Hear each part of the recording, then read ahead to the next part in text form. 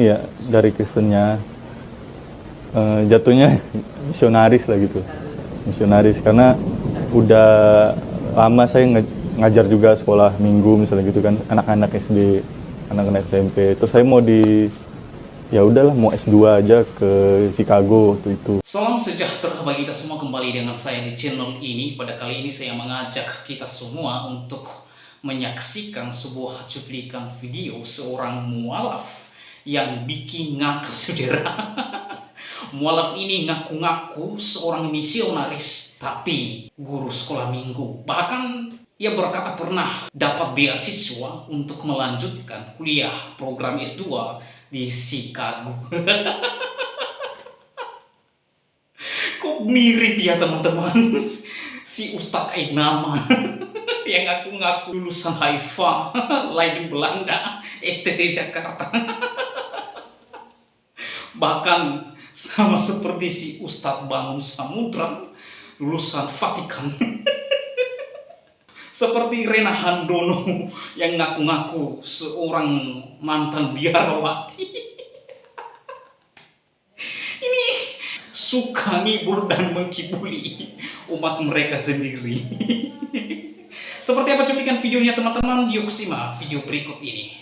Iya, dari Kristennya jatuhnya misionaris lah gitu. Misionaris karena udah lama saya ngajar juga sekolah minggu misalnya gitu kan, anak-anak SD, anak-anak SMP. Terus saya mau ya udahlah mau S2 aja ke Chicago waktu itu, belajar perbandingan agama gitu. Akhirnya saya disuruh belajar dulu di sini. Coba buka yang kitab-kitab Buddhis, Hindu gitu kan, terus buka juga kitab Islam gitu. Akhirnya saya baca terjemahan gitu. Juga masuk ke basic, anak-anak kecil itu kan, pertama kan saya ngajar anak kecil SD, SMP. Selalu punya naturalnya masing-masing kan, mereka selalu bilang Tuhan itu di atas gitu kan. Terus kayak Tuhan itu kuat ya gitu kan, atau ya kayak mengarahkan Tuhan itu punya maha segalanya, dan kayak pasti Tuhan itu bisa disimpulkan anak kecil aja tahu Tuhan itu satu gitu loh. Teman-teman, mukalaf ini mengatakan saya pernah Kristen, namun jatuhnya lebih ke misionaris. Ngakak teman-teman. Pengakuan mukalaf ini, dia pernah jadi Kristen, namun jatuhnya lebih ke misionaris. Mari kita lihat pengakuan mukalaf ini. Iya, dari Kristennya jatuhnya misionaris lah gitu. Misionaris karena udah lama saya ngajar juga sekolah minggu misalnya gitu kan, anak-anak SD, anak-anak SMP. Terus saya mau ya udahlah mau S2 aja ke Chicago waktu itu, belajar perbandingan agama gitu. Nah teman-teman, coba telaah pengakuan mukalaf ini. Katanya saya Kristen, namun jatuhnya lebih ke misionaris. Ini maksudnya apa? Saya Kristen, namun jatuhnya ke misionaris. Ini kalimat racun ya, mungkin dia sendiri yang dapat memahaminya. Ataukah ada orang yang memiliki karunia khusus untuk mengerti pernyataan mukalaf ini? Lebih lucunya saudara, kalimat berikutnya.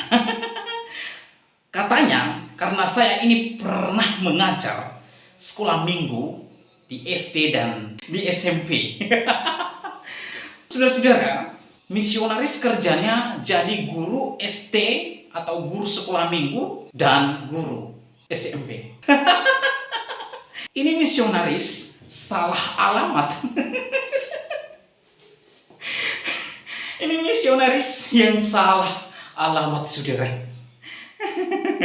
Misionaris itu seseorang yang diutus di suatu tempat oleh lembaga untuk memberitakan Injil kepada orang-orang yang belum mengenal Yesus Kristus. Itu misionaris.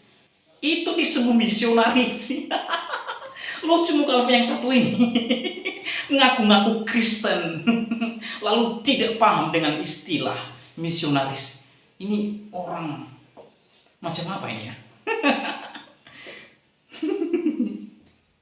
Kalau orang yang mengajar sekolah minggu, itu bukan misionaris, bro. Itu namanya atau disebut guru sekolah minggu. Ya kalau ada orang yang mengajar di dalam gereja, itu bukan disebut seorang misionaris, bro. Tetapi disebut sebagai seorang guru sekolah minggu. Itu yang benar. Ya, belajar ya dengan baik. Nah, inilah pekerjaan si mualaf-mualaf yang dulunya tidak pernah baca Alkitab, malas pergi ke gereja. Apalagi diajak untuk ikut pendalaman Alkitab atau PA. Namun Balagu menceritakan Alkitab setelah mualaf. Ini Kristen kah? Atau Kristen jadi-jadian? Atau Kristen yang diserupakan? Kok istilah semacam ini tidak paham?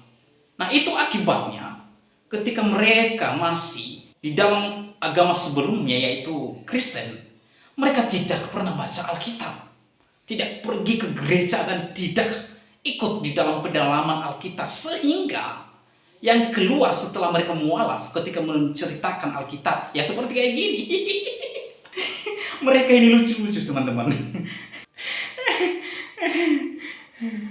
Lucunya, guru sekolah minggu, misionaris, disuruh kuliah perbandingan agama.